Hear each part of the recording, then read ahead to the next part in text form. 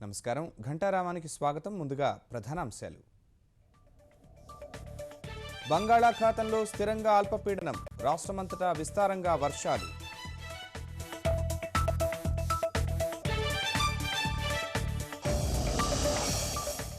High court విభజనలో కేంద్రానికి సంబంధం లేదు. హైదరాబాద్ పరిణామాలపై సుప్రీం సీజేకు లేఖ రాస్తానన్న సదానంద గౌడ.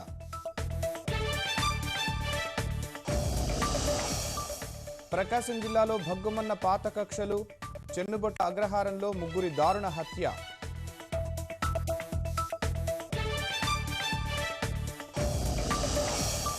ప్రొద్దుటూరులో ప్రైవేట్ పాఠశాల నిర్లక్ష్యానికి చిన్నారి బలి, పాతకాలం నాటి బీరువా మీద పడి విద్యార్థిని మృతి.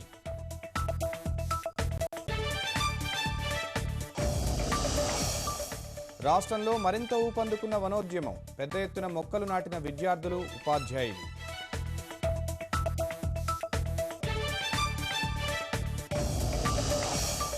వర్ధమాన ఆర్థిక వ్యవస్థల్లో అగ్రగామిగా భారత్, అంతర్జాతీయ అనిశ్చితిని అధిగమించిందన్న ఆర్బీఐ.